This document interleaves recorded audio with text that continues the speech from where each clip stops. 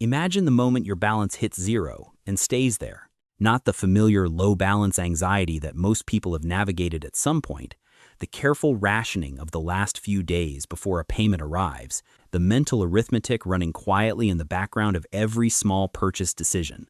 Not that. Actual zero. In a world where the physical fallback no longer exists, where the crumpled note in the bottom of a jacket pocket, the coins accumulated in a jar on a shelf, the last resort of tangible currency that a human hand could pass to another human hand outside of any system or record or approval process, has been designed out of existence entirely. You are not broke in the old sense, the sense that still contained within it a certain analog freedom, the ability to operate in the margins of the formal economy, to exist in the small transactions that no infrastructure could track or deny. You are digitally zeroed in a world that has made the digital the only dimension in which economic existence is possible. And what that means, what it actually means for the texture of a single day lived inside that condition, is something that the cheerful literature on the convenience of cashless living has never quite gotten around to explaining. The first thing you discover is that the body has needs that do not pause for system failures. You are hungry at the same hour you are always hungry. The biological rhythm that has nothing to do with your account balance continues its indifferent cycle regardless of what the number attached to your identity currently reads.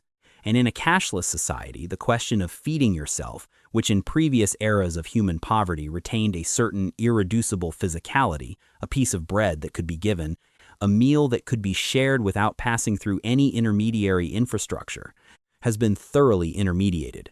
The street vendor who once accepted whatever you had in your hand now has a tap-to-pay terminal and a minimum transaction requirement. The market stall that once operated on the direct and human exchange of value for goods now processes everything through a payment system that does not have a setting for zero. Food, the most fundamental requirement of biological survival, sits behind a digital wall that your balance cannot open. And the hunger that arrives at the usual hour does so now with a new quality, not just physical, but systemic. Not just the absence of food, but the absence of any mechanism by which food can move from where it is to where you are without the number that you do not have. Think about what movement costs in a world that has eliminated cash. The bus that once accepted coins, the train that once had a window where a person could negotiate, the taxi whose driver once had the discretion to make a human judgment about a human situation. All of these have been rationalized into systems that process transactions and do not process exceptions. Transportation in a cashless society is not simply a service you purchase.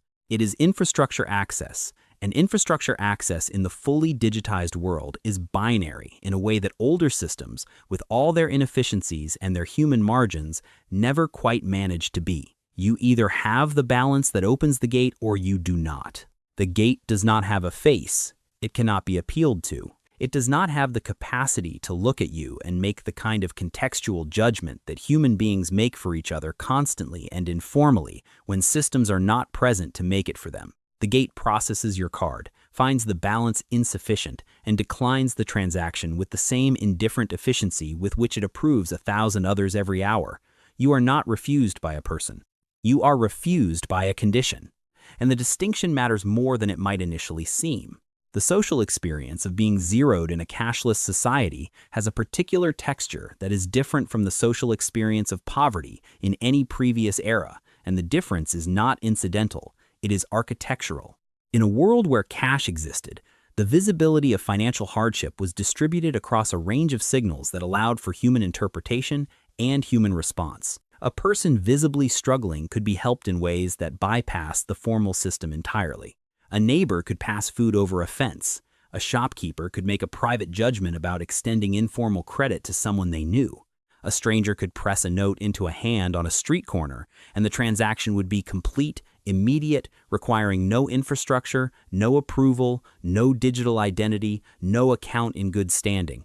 These informal economies of mutual aid, which historians and anthropologists have documented across virtually every human culture ever studied, operated in the gaps of the formal system and provided a floor beneath the floor, a last resort of direct human generosity that no institutional failure could entirely eliminate.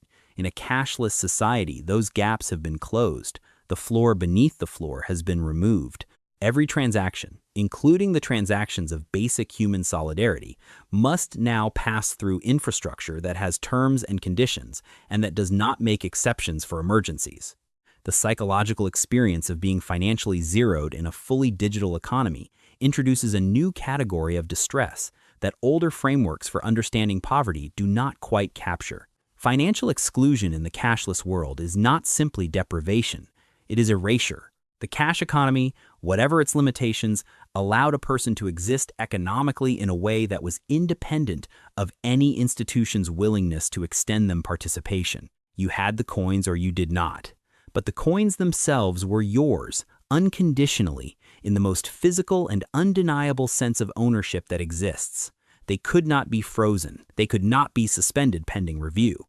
They could not be made inaccessible by a system error or a fraud flag or an algorithmic decision made by software that confused your situation with a pattern it had been trained to treat as suspicious.